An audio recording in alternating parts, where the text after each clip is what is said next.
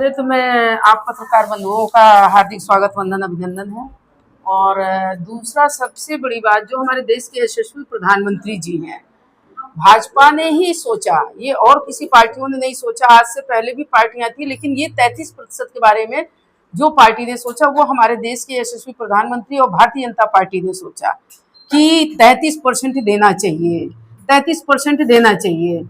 तो 33% की आज हमारे देश के यशस्वी प्रधानमंत्री जी लाइव आए थे और उन्होंने सारी बहनों का, बेटियों का, महिलाओं का नारी शक्ति वंदन अधिनियम के तहत हमारा स्वागत वंदन किया है। और जहां तक है 18 तारीख को हमारे देश के यशस्वी प्रधानमंत्री जी इसको पास भी हो जाएगा। तो इसमें हमें सबसे बड़ी खुशी की बात यह है कि हमारी बहनें जो घर में अभी तक काम करती थी, आप देख रहे होंगे, मैं ये नहीं कि मैं महिला होने के नाते कह रही हूँ, हमारी बहनें जो घर की जिम्मेदारी बहुत अच्छे से बाखूबी निभाती है और बाहर भी उन्हें जिम्मेदारी दी जाए तो वो बाहर की भी जिम्मेदारियों को निभाती है। तो ऐसा जो 33% आ रहा है, बहुत खुशी की बात है। हमारी बहनें, हमारी बेटियां, हमारी माएँ अपने अधिकारों को, मेरे ख्याल से 29 में जो चुनाव होगा लोकसभा में, उसमें 33% दिखना चाहिए और दिखेगा।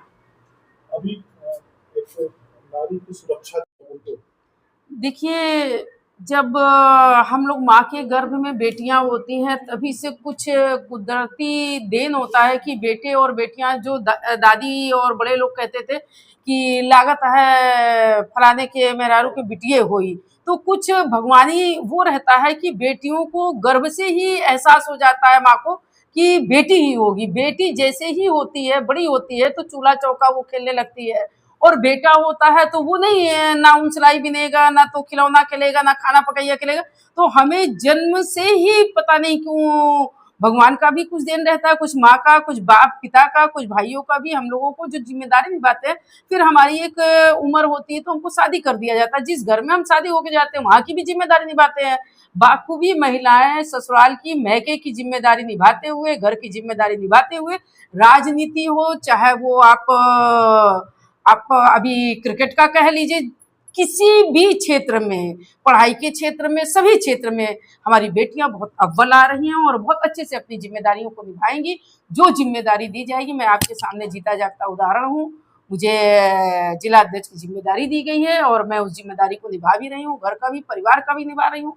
और अपने राजनीति का कहीं कोई गलती ना होने पाए, जो पार्टी संगठन मुझे जिम्मेदारी देता है मैं निभाती हूँ। तो हमारी बहनें, हमारी बेटियां पूरी जिम्मेदारी को निभाएंगी। जो हमारी युवा पीढ़ी है, जो महिलाएं हैं, जो युवतियां, हमको आप क्या संदेश देना चाहेंगे? उनको मैं यही संदेश देना चाहती हूँ कि हमारी बेटियां आगे आए, पढ़े लिखे और देश के यशस्वी प्रधानमंत्री जी, भारतीय जनता पार्टी की सरकार है और प्रदेश में आदरणीय योगी जी की सरकार है, केशव भाई की सरकार है, सारे लोग मिलके, और घर में आपके पिता, आपके भाई आपका सपोर्ट करते हैं, तो सबसे बड़ी चीज होती है। हमारी बेटियों को मैं एक और संदेश देना चाहती हूँ, ये जो हमारा नारी शक्ति अधिनियम वंदन हो रहा है, तो मैं अपनी बेटियों को यही कहूंगी कि लाज को बचाते हुए, जो सबसे बड़ा हमारी बेटियों का गहना है लाज है, तो अपने भाई की लाज को, अपने पिता की लाज को, अपनी माँ की लाज को बचाते हुए हमको हर क्षेत्र में आगे बढ़ना है और हमारी बेटियां बढ़ेंगी,